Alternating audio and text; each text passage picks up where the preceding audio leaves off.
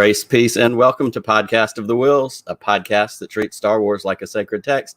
I am Nick Mielke, your host, the one you are familiar with, and I have an incredibly extra special guest with me tonight. We've been talking about this all week. We have been excited for this crossover episode tonight, so I am thrilled to introduce someone I have talked about a bunch on the podcast. She regularly comes around the corner just off camera here and looks at me and gives me that look like, are you done yet?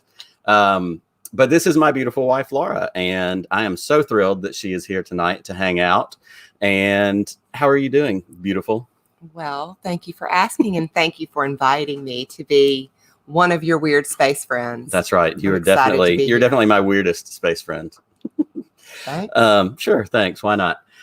One housekeeping item I do want to get to before we get started and we start having some fun tonight. We do have T-shirts for sale, and we talk about this every week. Today is a great chance for you to jump on the T-shirt train because TeePublic, they're on sale for like the next 8 hours. So if you want to grab one of our Podcast of the Will T-shirts, they're $13 right now at TeePublic. You can get the Dad Bat shirt. I'm sorry. You can get the hashtag Spark of Positivity shirt. You can also get the Podcast of the Wills logo shirt. And of course, as we will talk about a little bit, and where some of you also know Laura from, is the Heroes of the Mom CU podcast, which is the Marvel podcast we do with our 4 daughters. We're watching every Marvel movie in chronological order and subjecting Laura to all of that. Mm-hmm. And we have T-shirts for that as well. So we would love for you to check out TeePublic.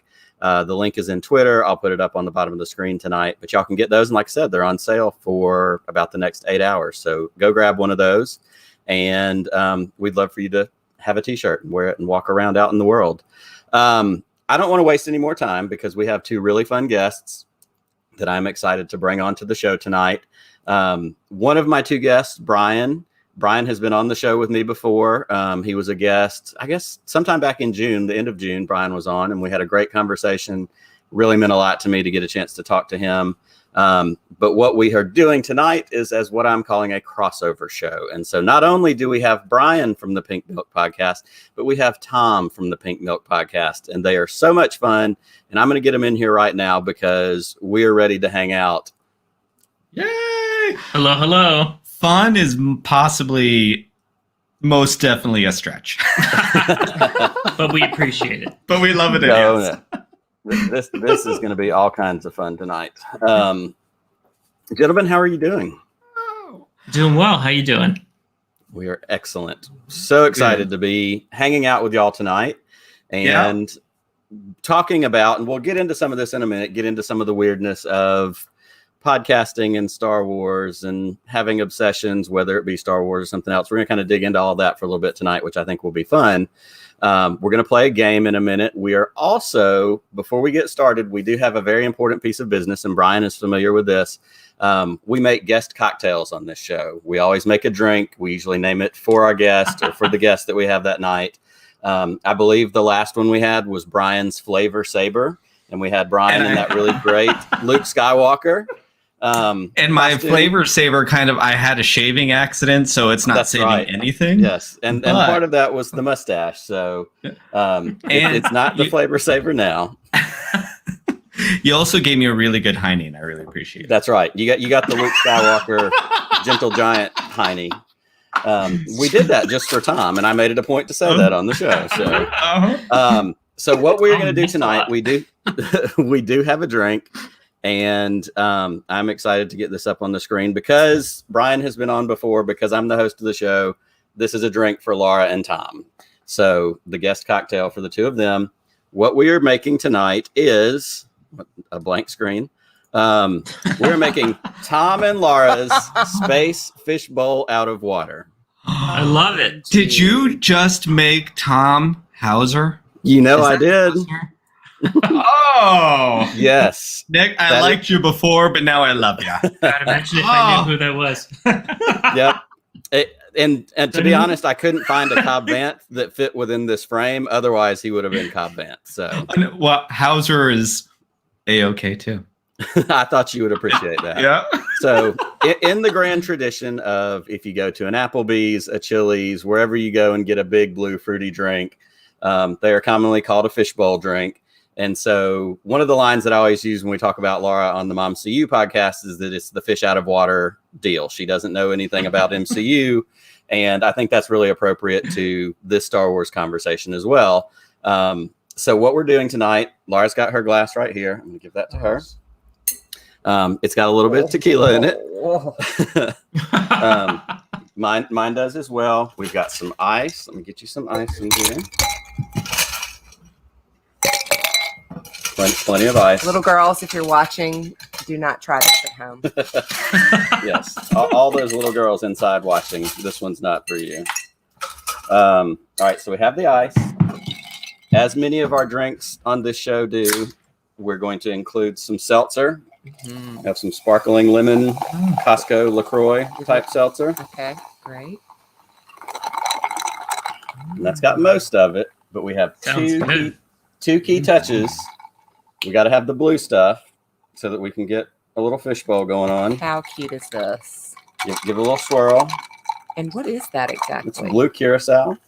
Which is what exactly? Sugar made from like orange oils and other things. Okay. And then we have a couple of fish. How cute. Because what fishbowl doesn't have fish in it? I mean, so there's no cheers. Cheers to all of us. Awesome is Our that? fish are at the bottom. Cheers. Us too. Mm-hmm. Cheers. And we skipped any seltzer. This is all just straight booze. It's going to be a good Somebody Sunday like in it. the Barry household. Oh. We can all go to bed really, really early. That's right. We're going to knock it out and get done. Well, guys, this is... Hang on.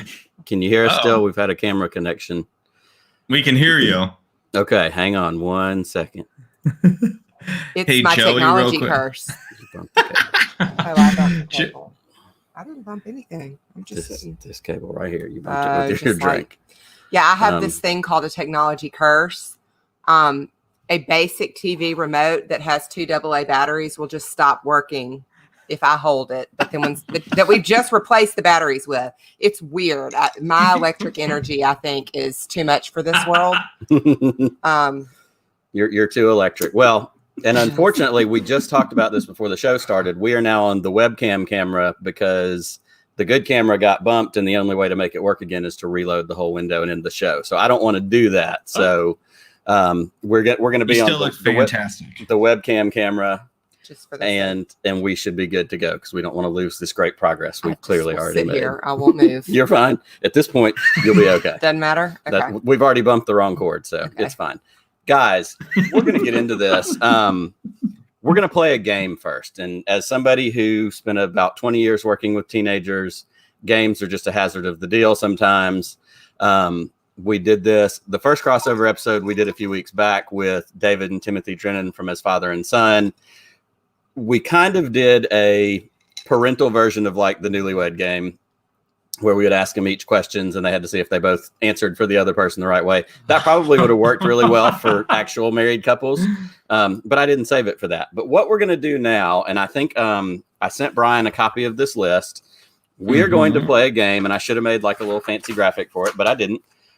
We're going to play a name game, and the name game is Star Wars, other, or made up name. And so what we're going to do, we're going to take turns.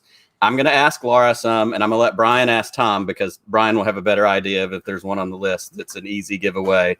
And so I'm going to, you're going to go first. Okay. I'm going to tell you a name. Okay. And you have to tell us, is it a name from Star Wars? Is it a name from some other property? And you'll get a bonus point if, like, is it Marvel, DC? Okay. And you'll get a bonus point if you can tell us what it's from. Okay. And then the third option you have is it a made up name? Just something I pulled out of the air Okay. to be silly. So, all righty. And I do want to throw a shout out. Shout out to our friend Michael from the Deucecast. This was actually his idea on Twitter. When I advertised the show this week, he said we should play a game like this. So I want to give Michael credit for that. So the first one that I'm going to give you as I look through this list is Mr. Data. Or Data, depending on how you like to say that word. Mr. Data. Mm-hmm. It sounds a little Tony Stark. Okay. I'm going to say you made it up. I did not make it up. Right. Mr. Data is a character from Star Wars. Star Trek. Oh, okay. Don't get them Star twisted. Trek. Don't get those That's words right. crossed. I thought we No. weren't supposed to say Star Trek. That's right. It's a part of the game. It totally works. So Gotcha.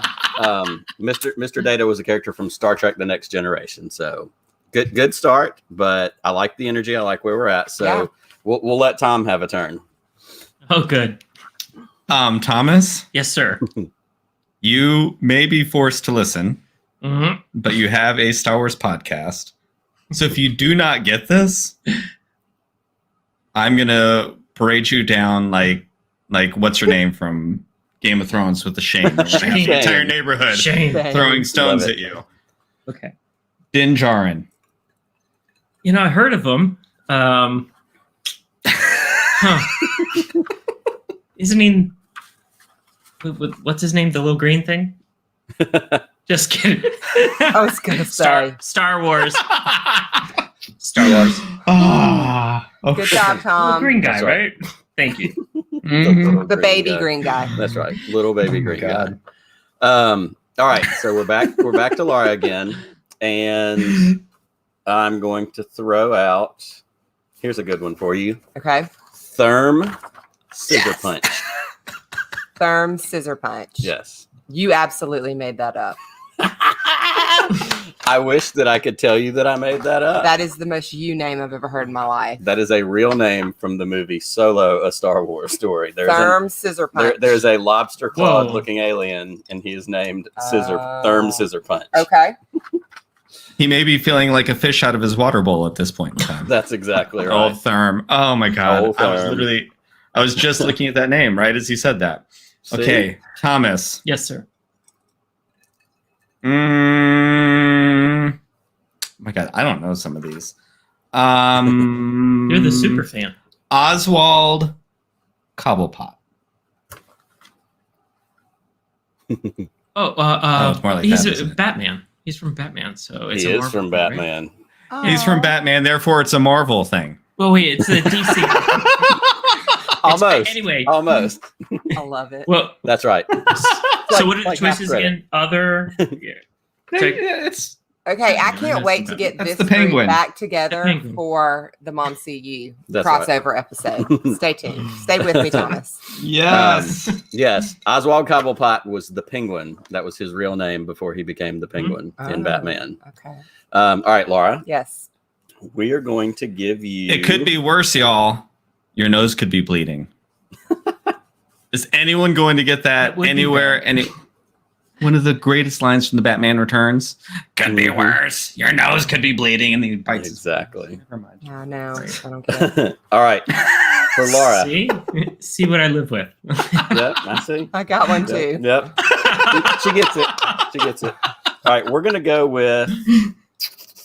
This is a good one. Zaphod Beeblebrox. Star Wars. That's definitely Star Wars. That is definitely not Star Wars. But I will throw a shout out to our friend Pete from Around the Galaxy. That was one of his contributions. Zaphod Beeblebrox is a character from Hitchhiker's Guide to the Galaxy. Oh, I need Harper in my back pocket. She can punch me You need- once for Star Wars and punch me 3 times for nothing. All right. oh, Framey, you're right. It's gushing blood. My nose could be That's right. gushing blood. Thomas. Yes, sir. Oh, this one is in. This one's good. This one's no. I just gave you a clue. Figrin Dan. Made up. By someone named George Lucas, therefore it's perfect and wonderful. Yep. Say so. Never heard of him. Never heard of him. Cantina band players. He's Figrin the Dan. band, the leader of the Cantina band. Yeah. The, Yep. the Figrin Dan and the modal nodes. Because those are the things we nerds know. Mm-hmm. All right. Laura, All right. you're back on. It's go time. Cornelius Evazan. Hunger Games. Oh, I want you to get these so badly. Hunger Games. It's Star Wars. Isn't she the one that volunteered to be tribute? That's Katniss Everdeen. Oh. Okay. But Cornelius Evazan, Katniss Everdeen. I mean, I'll get. They were cousins. Half credit. Cornelius Evazan was one of the gross guys at the beginning of the first Star Wars movie in the canteen. Great. And then Considering again I've in never Rogue seen One. it. And again, he showed up in Rogue One. That's right. You've never seen Star Wars? I mean, we've tried. I thought we were going to get. We'll come back to that question. We'll circle back to that. We'll come back. I've 'Cause I never was seen really it hoping- either. You haven't? Just nah. Oh, Just kidding. He has. Okay. I once Too many times. I've shared this story a few times, but whatevs. It's great. That's all right. Years and years and years before I met Tom, I went on a date with this dude a couple of times. He was a really nice guy, and he had never seen Star Wars. So I bought him the original trilogy on DVD and said, "Here you go. You need to watch this greatness." He did not watch it, and I broke up with him on the next date. No. Did you I get don't the know if that's DVDs back? Nope. I was trying to share the love. Oh. You never give the gift of Star Wars. I was really trying to. I probably doesn't make me sound very nice, but He probably cries could himself go. to sleep every night, I like this. knowing what he's missed, what he gave up. that's right. Well, we I know all you appear had to do be is watch a movie. delivering because Michael said this is all I wanted it to be and so much more. So I'm glad the comedy is getting where we need it to be. All right, Just why don't think you guys? this poor guy could have been forced to listen to it. Yeah, exactly. That's right. True. That's right. Well, let's Okay. do one or two more rounds and then we'll keep it moving. Okay. Thomas, Yes, sir. Q. I know that one. Ooh. Oh, then You're it's going to gotta get a be, chance to steal. Marvel or DC, right? Final answer? Yes. Okay. Impractical Jokers. So did I get a Well, at point? least I got one. that was. I don't technically think I can't give it to you, but that wasn't the cue we were referring to. Well, you said or other. This is true. This is true. I like how we're just I gonna get 1 point for Q. we're gonna I bulldoze wanna our give way you the right through point. these rules. The cue in question was the cue from Star Trek: The Next Generation. So, Oh, All right, Laura, this is your last one. We're gonna put it up here, and it is going to be Sabine Wren. I know that Sabine Wren, her Mhm. last name's Wren. Mm-hmm. WREN. Our Wren wants to be Sabine for Halloween. Right. So I know that she comes from Star Wars. She does indeed. Yay, come from Bobby! Star Wars. I hope you hear me, Bobby. Good. That one. Good. That's right. job. All right. The big wrap up for Tom. What do we got? Make it a good one, Brian.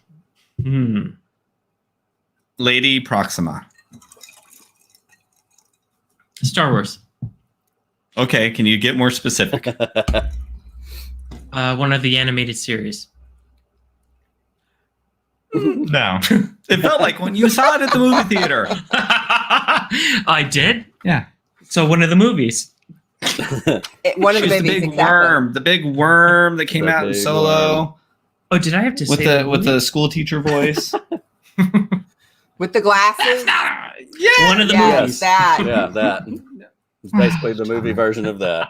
Good job. Well, I have to agree with Michael. This game was everything that I hoped it would be. I really like that. That was fun. Thank y'all for participating in that way. Let's do this, and we're going to start in. Brian, you and I were talking about this before we got started, just about conversation points and some things we want to talk about. And I think I would love for you guys to start out and talk about kind of the beginnings of Pink Milk and how y'all got started with your show. Obviously your deal and your setup that y'all always talk about when you do your intro is a Star Wars super fan and the one who's forced to watch along with him. And so tell us about kind of, the origins of the show, what y'all have been doing, kind of give everybody a kind of a rundown on that. So we're just about 2 years now, right? Yeah. Of doing little since over. when we started. Almost. Yeah. Mm-hmm. Wait, maybe it is more. Think No, so. 2 years in November. Well, we had a 2 couple years of in Novembers. Remember, we had Okay. a couple of runs. We had a lot of. So I had talked about doing something for like years and years, but as we said before, I'm actually kind of shy in real life. And so Right. it seemed overwhelming to do it. And I didn't know how to do any of this stuff, any of it. Anyways, I'm not really a technical savvy kind of person. But our oldest son, Jack, is 11. And so, of course, he wants to be a YouTuber. And so I was like, okay, well, I want to support you. And I need to start to learn how to do some of this stuff. So somehow YouTuber turned into like, well, maybe I'll start a podcast. And at the time, I didn't know there was any other LGBTQ plus Star Wars podcast in existence. So I was like, well, I could do that. There might be like 5 people that watch because, you know, I can't be the only gay dude who likes Star Wars. And then Tom and I, you know, had been parents. And so y'all are parents. You don't get the same kind of time together as you once did because there's always kids around. And I think Tom and I are funny. We think we're funny. So we're like, this is kind of our time to spend and drink coffee together once a week. And so we did. And, right? Mm-hmm. And I said, we fought to get the right to get married, which I think I said last time when you were here. Yeah. So I pulled the ring card and said, well, now you kind of have to. You signed the dotted line. You put a ring on it, and now here you are. So that's Brian's story. So that's right. We want to hear Tom's half of this story too. So my story is he had been talking about it for a while. So everything he said is absolutely true. And I, you know, as you sometimes tend to do as the other half, and then all of a sudden I started seeing all this equipment arriving from Amazon. And headphones and things that I was like, whoa, maybe he's actually serious about this. And then I realized that at some point in time, I must have committed to it. And the next thing I knew, I had a bunch of headphones on me. So here we are. And here we are. And those first episodes are so boring. Oh my God. Like we had no idea what we were doing. Didn't it seem weird the first time you're talking in front of a microphone? Like it's so uncomfortable. It did. Yes. And we started...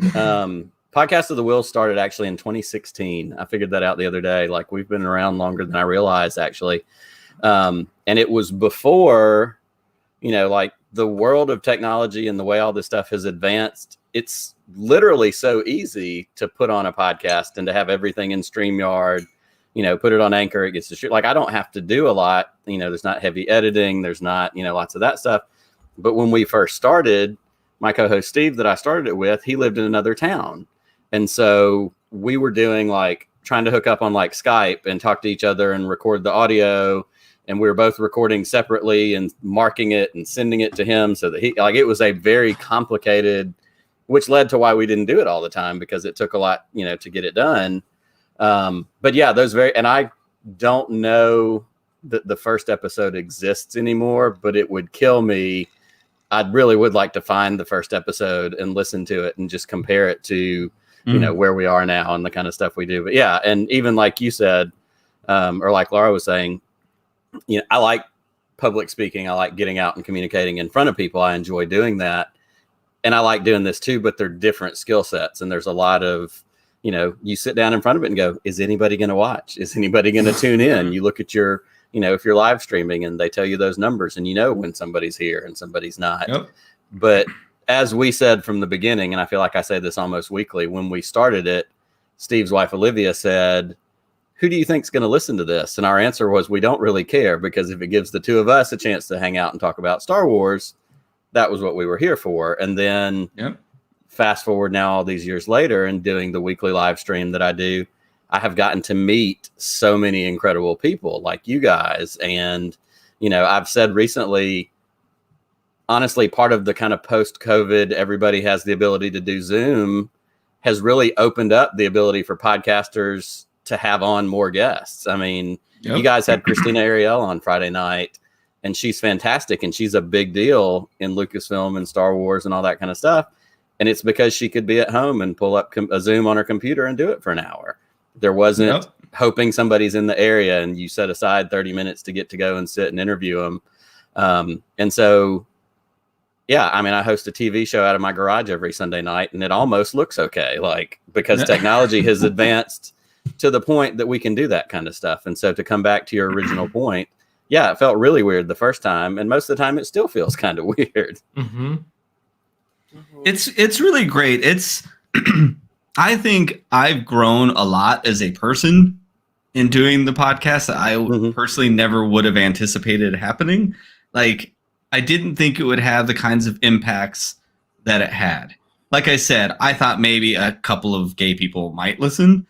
Sure. And to realize, I think some of this is probably double talk from the last time we spoke. That's all right. Like, go ahead. Like, I think probably the majority of people that listen would probably,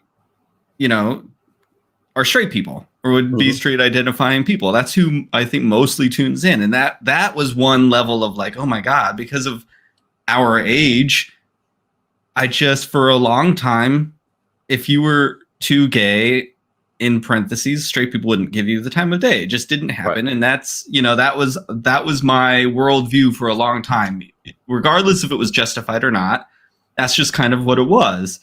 And it started to turn. And then we did, when The Mandalorian came out, I think it was right away, Tom and I were talking. I'm like, I just feel like this is a very queer coded show. Tom's like, what is queer coding? I don't even know what that is. But I learned a lot from our shows. We would talk, and then people started emailing, and like, I had never been on Twitter really before the thing started, and you just meet so many different kinds of people that your mind just can't help but be opened. And then, like you said, now we have a live stream that we do with people that I met during roundtables that we did on the podcast just to talk to other gay people, because I had never really had Star Wars friends. And then as we were doing the podcast and seeing, like, talking to other gay people as Star Wars fans, like, I had never been able to be myself on every level of who I am. And it was this profound feeling that at first I was really intimidated. It was really overwhelming. And now I kind of live for it, because these are like, my After Dark crew. We're like really a real family. Like, we really love each other. And it's been a gift, and they're so intelligent, and I've become more open to talking about my emotions than I ever could before. Like, I mean, we really open up on our show, and that was something that just kind of happened, Sure. It's been awesome. And it's been fun to have Tom. This one knows more about Star Wars now. Maybe. That's right. You're dragging him along, kicking and screaming. Well, and I want to hit on that too, what you said about, the impact of your show in particular is something that you didn't set out to do. You didn't set out with a mission. You didn't set out to say, we're going to help, people see us, for more of who we truly are, who happen to be gay guys and nerds, or, whatever. You set out to do something because you wanted to. And just looking at the impact that I've been able to witness from you guys' shows over the last, year. I mean, the Pride Month shows that you did in June, this past June, were incredibly powerful. I mean, to hear those different guests come on and tell their stories, and y'all talk about a lot of things. It's not just about being gay. There's mental health stories, which are really important to us. There's so many aspects and things. And it creates, and even like with the Steam Room on Friday nights when y'all do that show and it's late and everybody's silly and, sometimes it gets extra saucy, but there have been plenty of times when it has gotten, like you said, emotional and deep. And that impact is, you can't manufacture that, I guess is what I'm saying. It's something that comes very naturally, and it comes very naturally because of who you guys are, genuinely being yourself. And I think it's a really cool gift. And I think it's really special that you guys are doing the show that you're doing. I've talked to people I know who have listened to your shows, and it has had an impact on them in a variety of ways. And so it really is something unique and special that you guys have. And I'm proud to know you guys, and proud to know, that y'all have that impact in the world, because I think it is important. Thank you. Thank you. Yeah. And being able to share our journey with our kids too. Like, when we first started the podcast, we only had 2 kids, and then the third one came like while we were doing this. And in entertainment, at least a lot of times, I feel there's too much focus. Like, if they're going to do a story or a movie or whatever about foster kids coming into the house, it's always surrounded by, like, there's always anger, there's always fights, and it's always well, not always, but then we have a happy ending somewhere at the end. And it's been real nice to share, like, just really positive moments, and our experience with our children has been amazing. I mean, they are a gift that we never thought we would get. And to be able to shine a light on that in a different way than what I'm used to hearing, and I'm sure it's out there and I just haven't found it, but to be able to share that, especially in Star Wars, which is all about found family. And so to be able to represent found family as a queer person in LGBTQ plus found families and the Barry found family has been this really, I'm very grateful. Like, I'm just very grateful for that opportunity. It's pretty amazing. That's so awesome. I love that. Thank you. So Tom, we're going to pick on you for a second, and then we're going to turn around and we're going to flip the same thing to Laura. So I guess the advantages is she gets to hear the question. How long, and we may have kind of hit on this a little bit, how long did it take for you to figure out that that Bryan was the level of Star Wars nerd and super fan that he was? Was that something apparent right away? Did it kind of sneak up on you? It was immediate. Okay. As a matter of fact, it was pre the first date. I realized, you may have heard us talk about the 3 S's.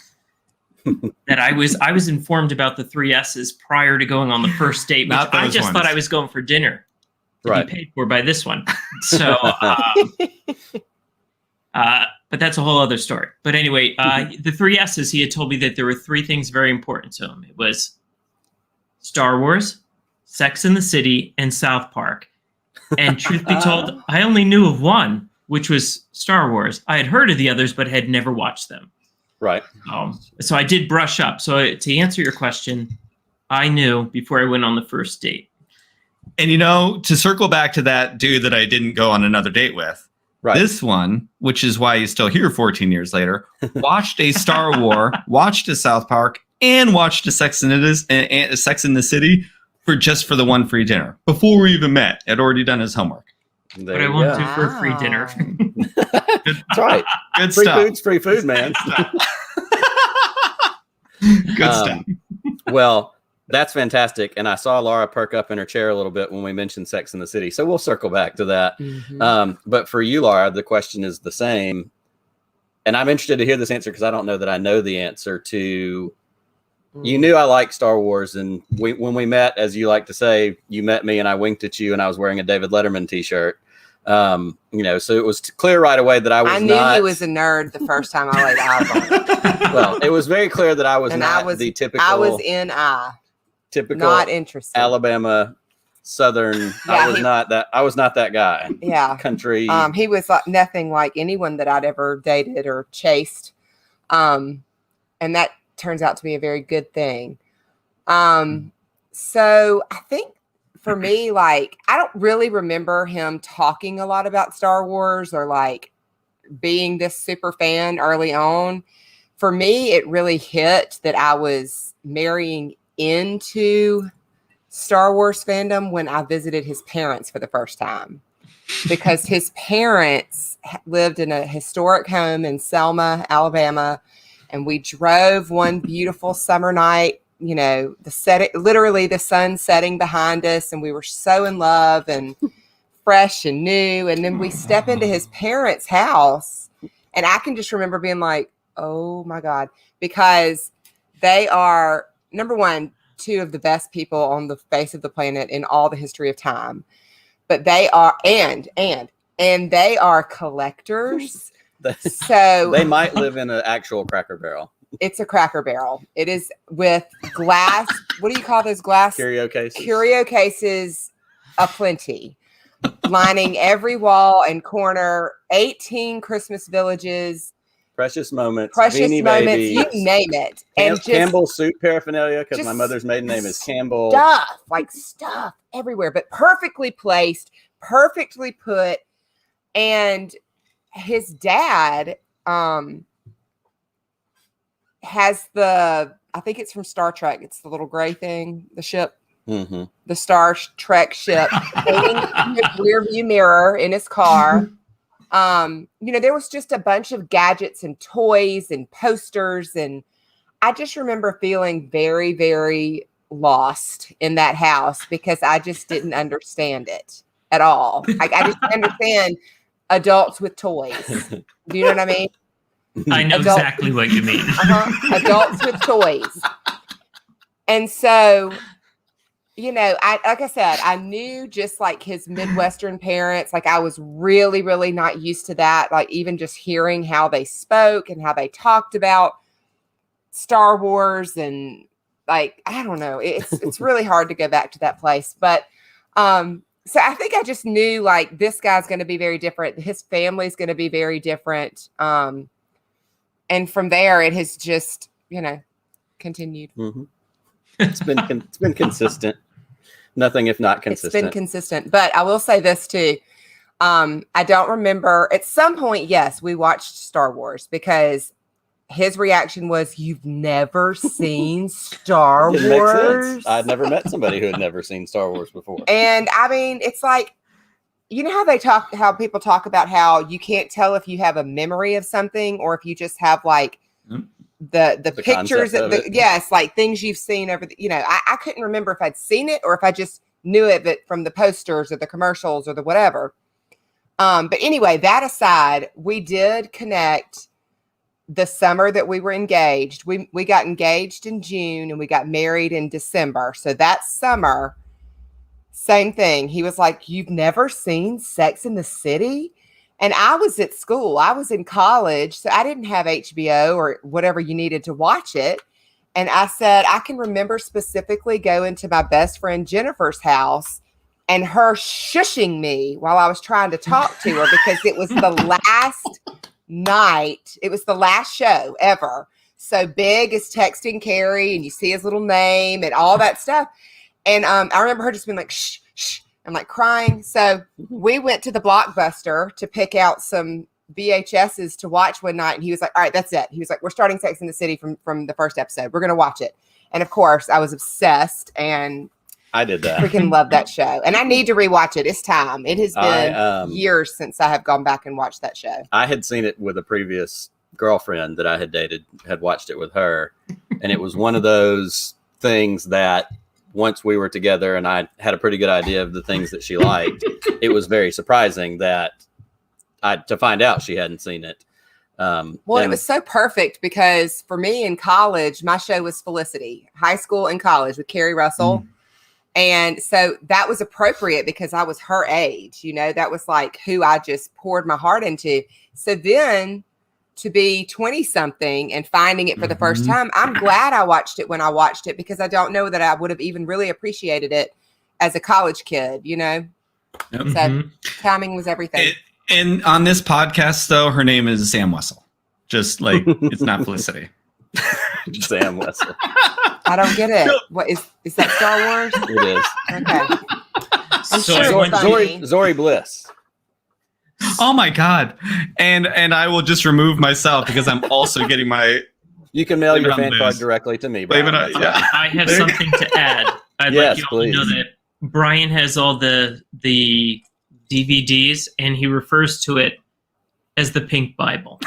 That's fabulous. The Pink Bible. That's absolutely And no, perfect. it is really known as the Pink Bible. Yeah. It's very Fabulous. interesting. So And it was touch and go for a while because he had lent it out to somebody, and it Ooh. I love was it. MIA for a bit, but it finally came back and all was okay. I thought I was gonna have to buy it again, and I don't like to spend money. I keep putting it in the closet away under things. But it's funny. I saw that last episode. That was my first introduction to it too, and it was like Really? it was such a big deal. I was like, Sex and the City, blah, blah. But I was in college. It's the same thing. I had no money. Okay, so I tune in because HBO was free that week, and I was like, oh my God. I was in a room full of like 50 gay dudes. There was always like watch parties, right? Yeah. I'm like, oh my God, this is a snooze fest. This is awful. It Like was- so bad.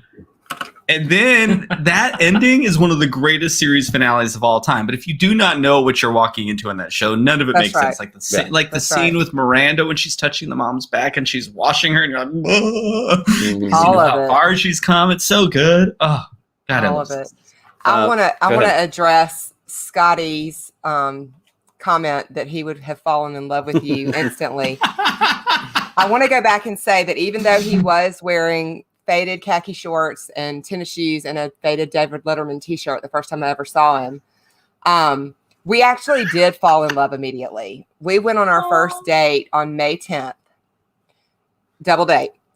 And he went to Illinois for a solid week after that dinner. And we texted back and forth, back before texting. Back when text messages cost 10 cents a piece. So I had a $400 phone bill when he got back. And then, so we spent the first week of our relationship text messaging. And then over the next 2 weeks, we would go on 3 more dates. Mm-hmm.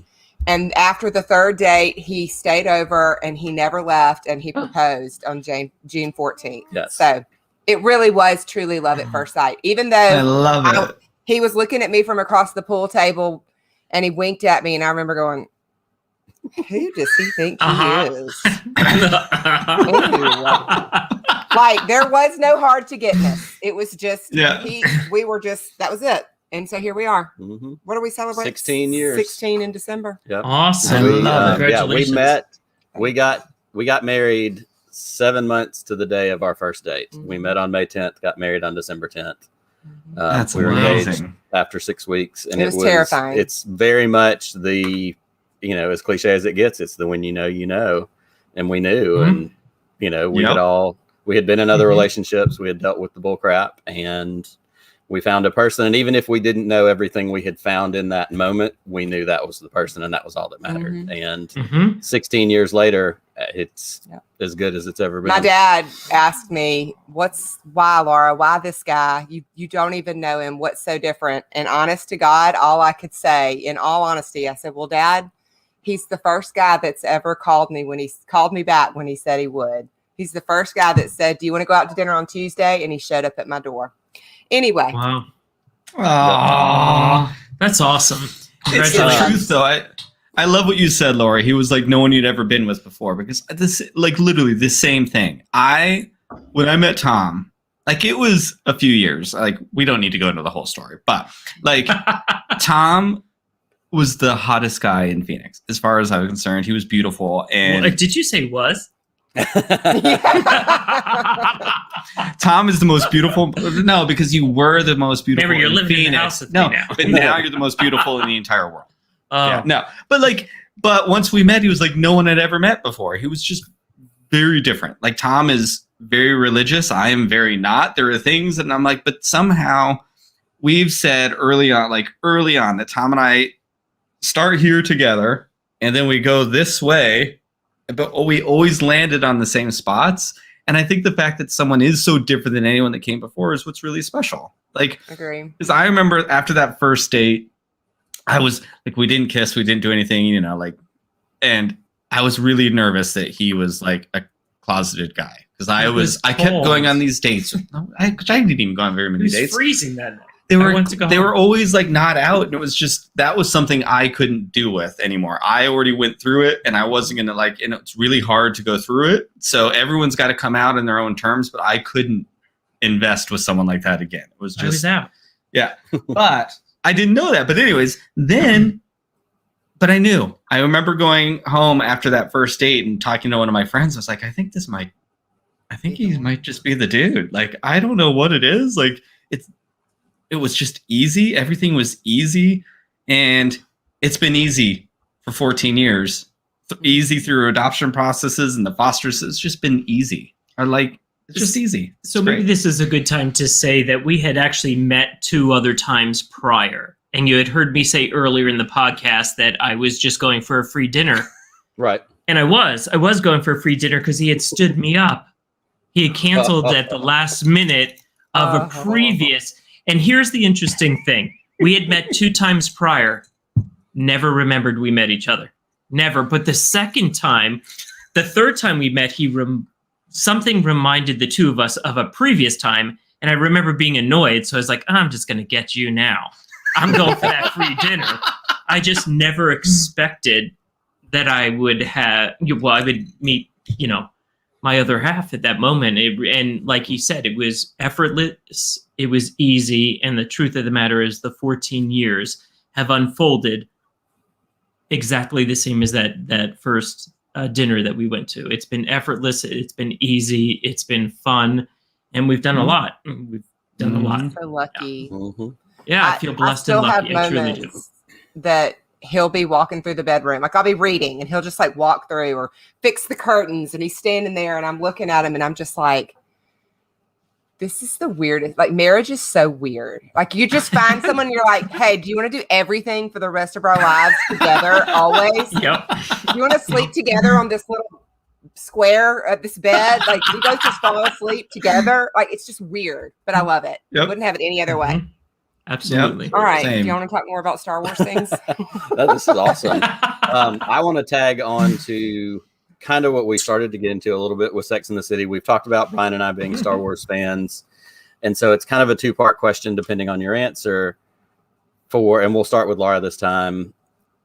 Do you have something that would be your equivalent of Star Wars that you're a fan of? And if it's not that high level, maybe even what were the things, and I know some of them, but what were the things growing up that you were really obsessed with or into?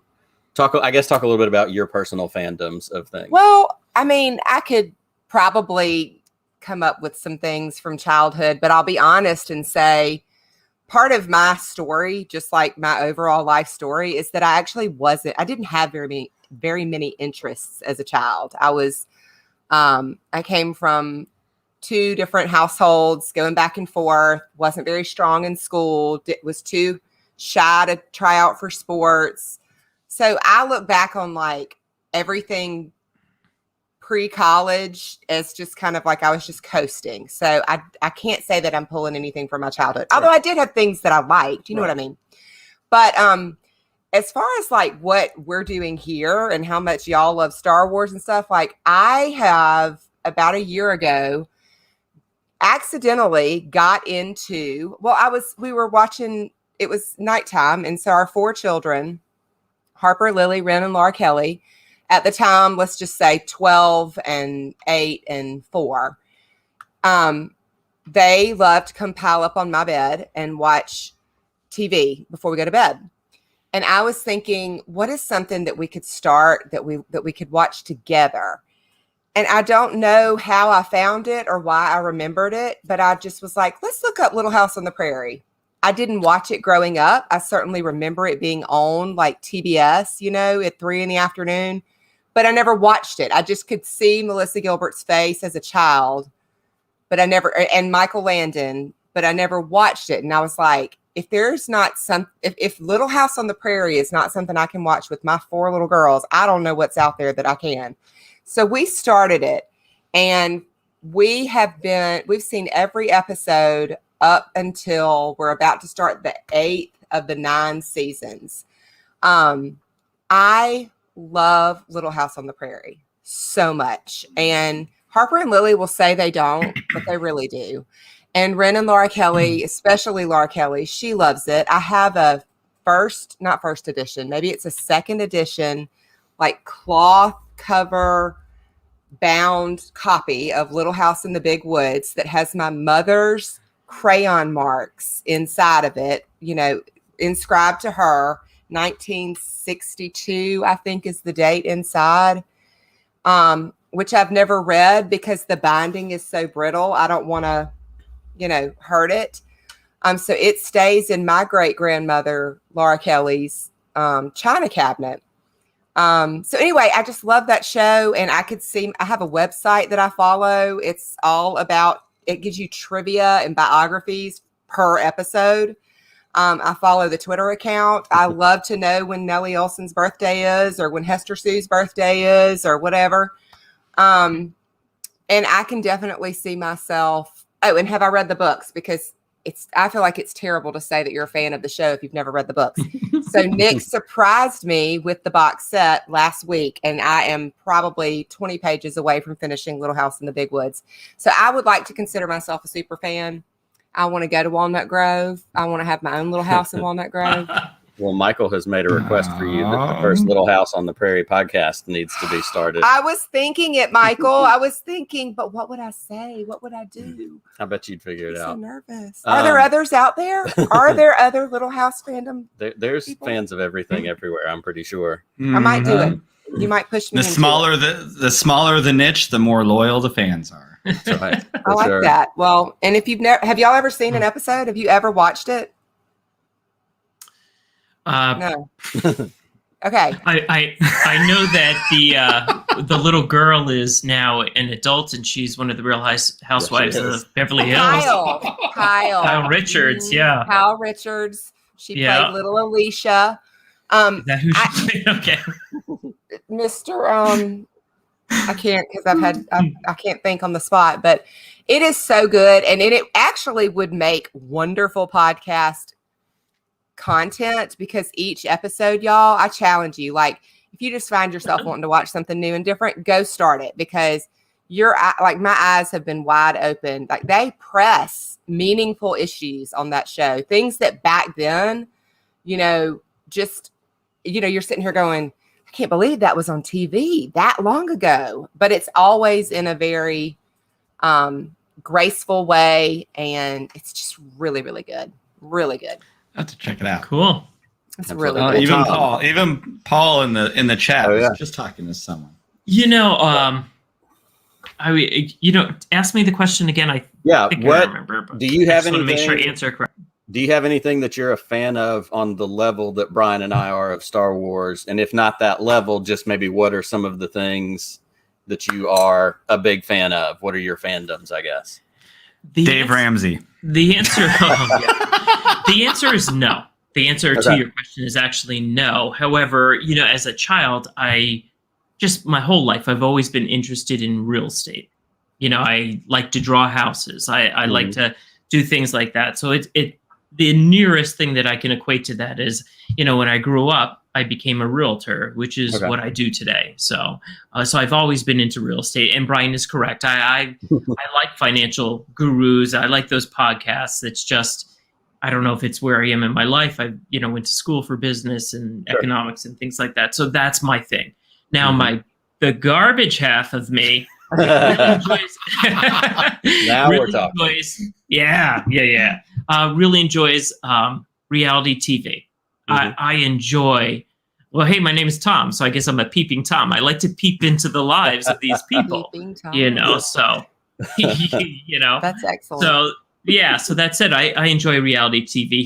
He busts my chops all the time about the housewives, and there's a few of them I like. It just is what it is. So no, we don't need to. I go to bed up and at 'em. Well, A YouTuber that talks about all. I think I don't remember. We're not pushing his podcast. No, this is so judgy, man. It's not very nice, but he was watching these things. Like these people talk. Yeah, he calls it the news. There's a lot of these people talking about housewives. I'm like, who's going to sit around and talk about housewives? Like, I can't believe there's a podcast, a YouTube channel for housewives. Bravo has quite a few of this stuff. I enjoyed it. I call it chewing gum for my head. That's it. Nothing more, nothing less. I mean, it's something you can turn on when I work out of the house. So I turn on for like 15 minutes. I can see it. And I have my lunch and I move on. And I didn't need to know what happened before. I don't need to know what happened after. Absolutely. Kind of so, hey, by chance, do you know when Winter House is going to air? Any clue? Oh no, I feel like a bad reality TV person. Okay, did you ever watch Summer House? All those? No. You never watched Summer House? Wait. About the House in the Hamptons? Yeah, no. So there's going to be a Winter House. There's going to be a Winter House. I think it should come up any day. It's going to be pure gold. Okay, I've watched all of Summer House. I didn't like last year when they were quarantined in the house, but it's a little boring. Yeah. No, well, hey, today's been a good day. I had no idea there was going to be a Winter House. There you and me. I'm going to look for it. Thank you.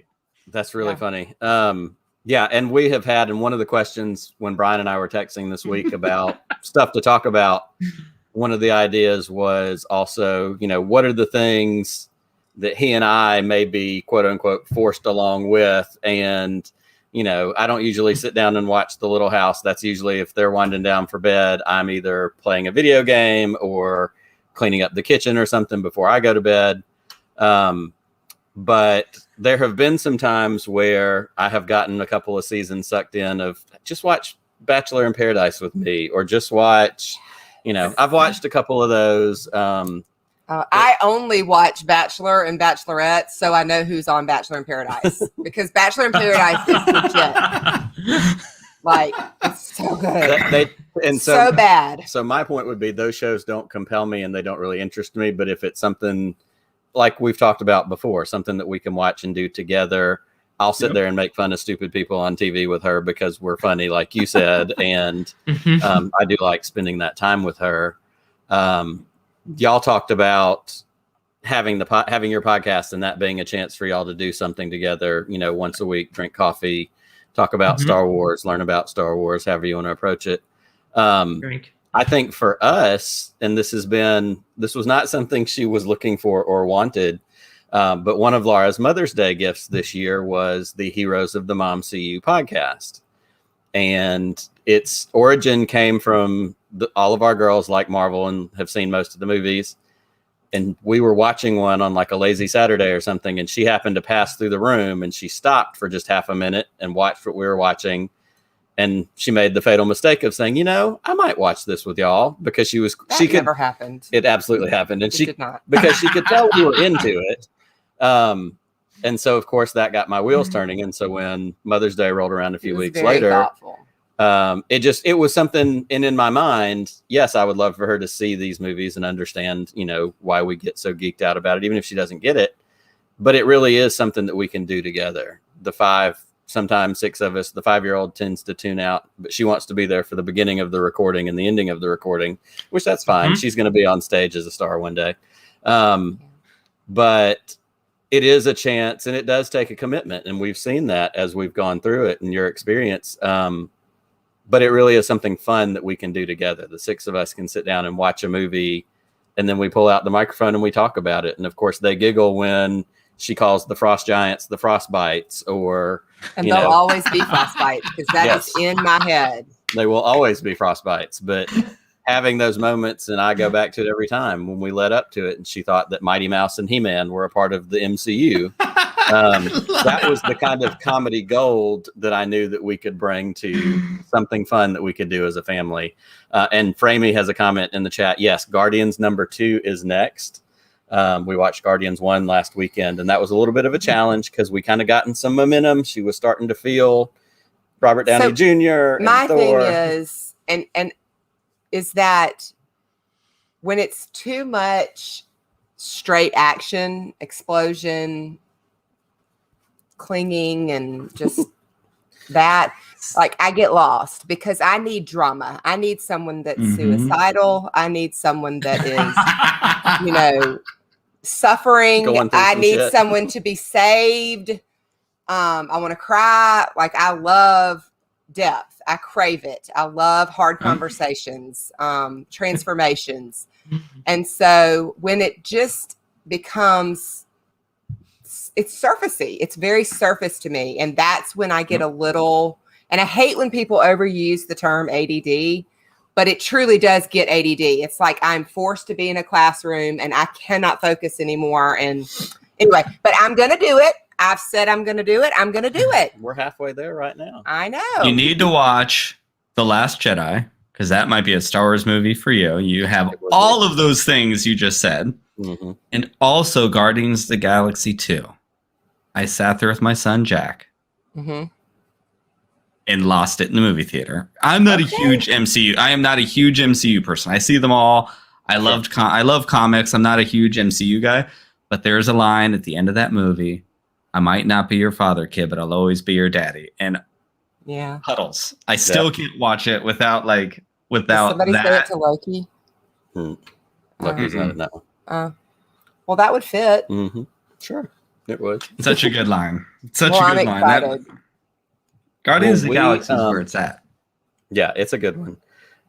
So one more question, then we're going to get us into a wrap up. And I just thought about it because you've talked about your kids a little bit. We've talked about doing the Mom CU stuff with ours. Because, especially with you, Brian, with me in our house, have you seen any super fan tendencies in your kids for some of these kinds of things based on parental influence or just proximity? Beginning of it. Yeah. Our youngest son, Michael, I think is a legit Star Wars fan. It's been so much fun watching, especially The Bad Batch, which if you listen to our show, I am like, I don't know where I sit with Bad Batch yet. Like, it's kind of okay. And that's a weird spot for me to live with the Star Wars. It's very weird. But And I really like it. And he really likes it. Yeah, it's like, That's right. But to watch it with Michael is so great because Michael, the thing I love about Star Wars, and Laura, you were mentioning, like it on the surface, Star Wars could be a lot of action, but there's so much underneath Star Wars, which is why it's lasted for 40 something years. Like it is way beyond the pew pew pews. It is so good. And to watch Michael like gets really, really mad at the clones because he knows the clones from the Clone Wars and they're the good guys. And now watching them to be the bad guys, I love the conversations that Star Wars can spur in a little 7-year-old. And he's a really young 7-year-old. But we get to have a lot of conversations about choices. And sometimes good people make bad choices and sometimes good people think they're doing the right thing, but it's really not the right thing. And to see those kinds of conflicts is like, I love that Star Wars is infecting my child the way it infected me. But then also as a father, like I love like the thing that I love that quite frankly, and I say this all the time, like I said earlier in this, I'm not a religious person at all. And Star Wars has very much made me who I am today. Like it was a lot of who I am today and my belief system stems from Star Wars. And I can trace things back. And that's my go-to. And to see it doing a similar thing to my son who understands right or wrong. And I remember there was a time when he was younger and, you know, nothing good brought our kids to us. And so they have a lot of stuff that they're dealing with, a lot of trauma and stuff like that. And when my little Michael, I was picking our son Jacob, he wasn't in school yet, but he was talking about, he used to get really angry and he had every right to be angry, but it's not, you know, it's hard, you know, there's a lot of whatever. And he saw Darth Vader. And at the end of Return of the Jedi, when Darth Vader's redeemed and the helmet comes off and he's a good guy. And my son was like, well, I'm feeling like Darth Vader, but if all I have to do is take my helmet off and I can be nice. And it was this way of him understanding a way to like stop being angry because he didn't know how not to be angry. And to see that is just like, it overwhelms me with just this, like, I love that this exists and it has brought me another level of Star Wars that I love even more. And I you know, it was just this really, really beautiful thing that I'll never forget that moment in a car driving down the road to pick up our older brother from school and him putting that together of all I have to do is take off my helmet.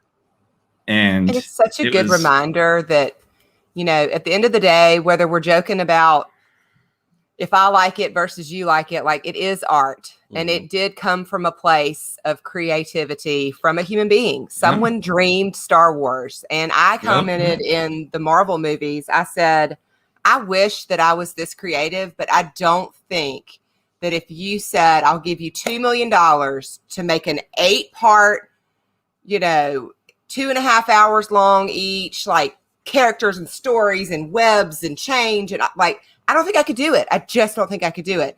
But like, that is what art is, whether it is, you know, a painting or a novel or cinematic, it is created out from someone whose hope is to share it and for others to be inspired. And I love that story about your son. And it's just huge. You know, it's huge. Yeah, that's really, really amazing.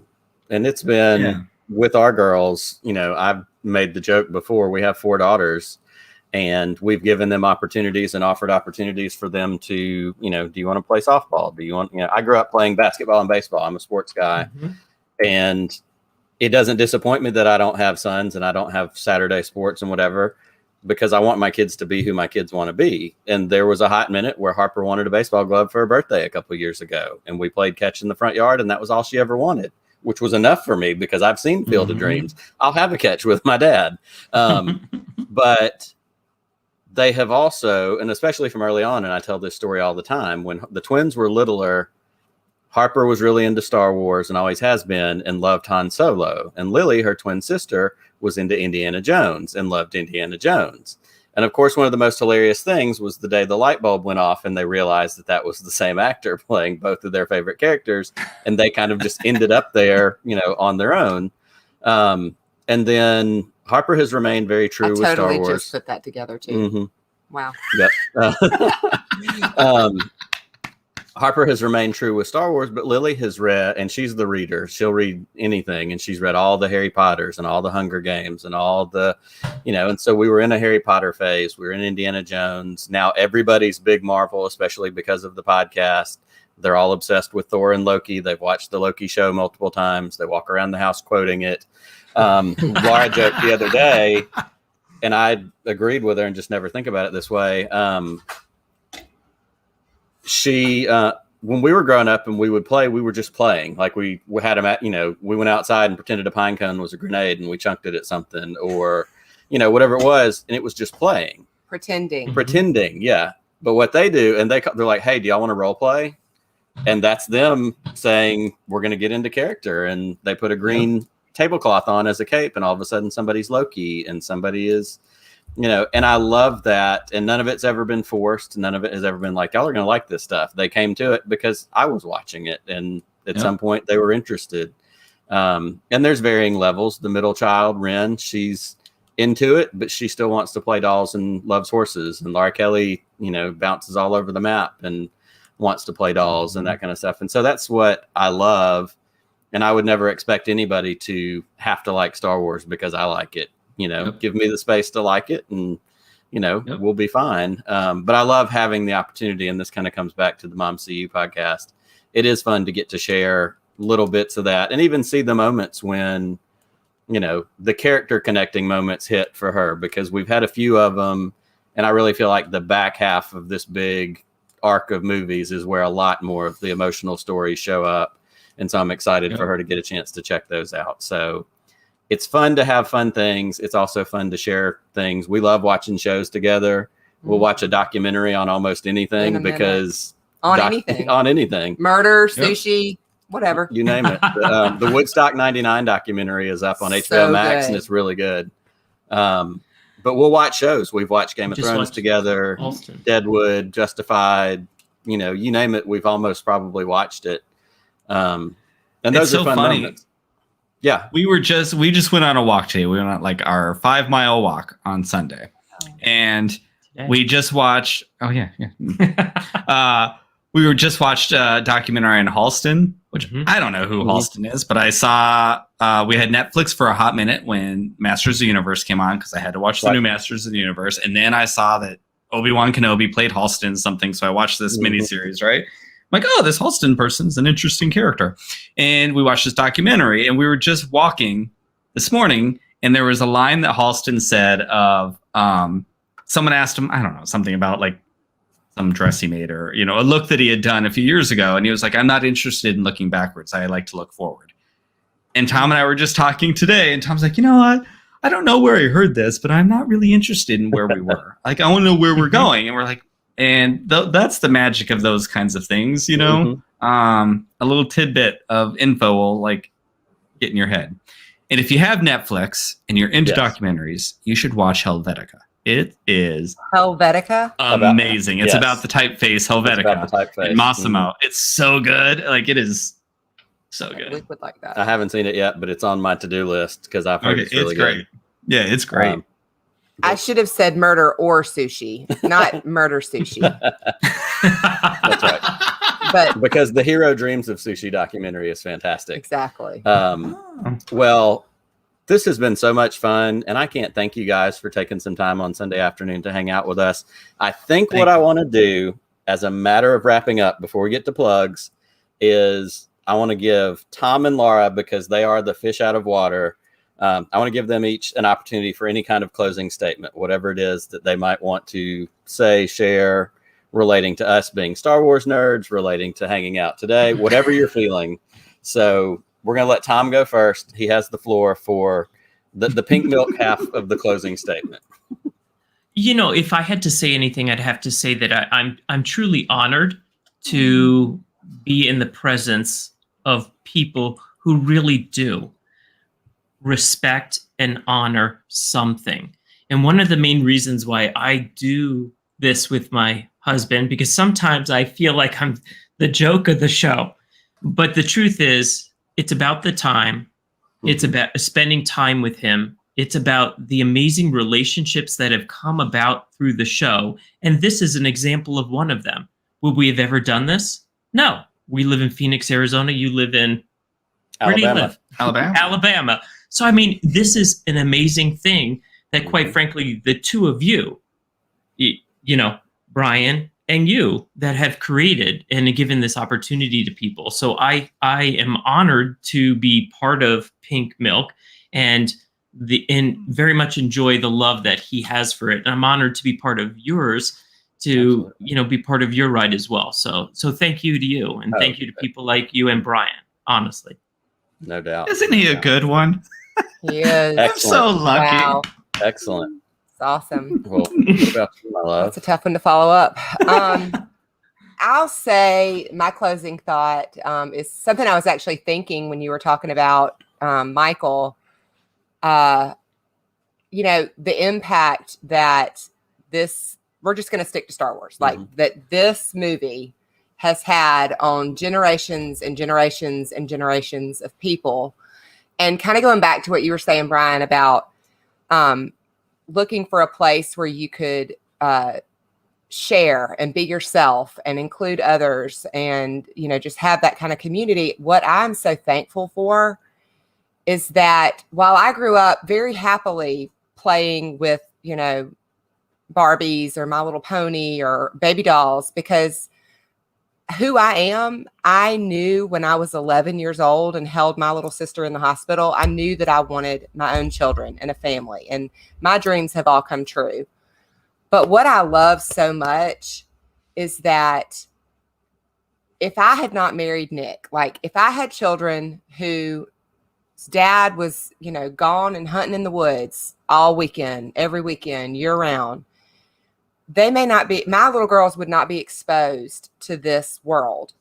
And because my daughters have a dad that shares coffee on Saturday morning with them and they watch Princess Leia and Han Solo and the Marvel movies, I have 4 little ass-kicking daughters that wake up and put on leather jackets and boots and walk around with, you know, antique-looking guns and hide behind trees because they know that they can be anything they want to be. I don't care, little girls, if you ever wear lipstick. I don't care if you ever don't steal my earrings. Like, you be you and be fierce and be genuine. And that to me is what this has given my little girls. Like, they are just amazing little girls.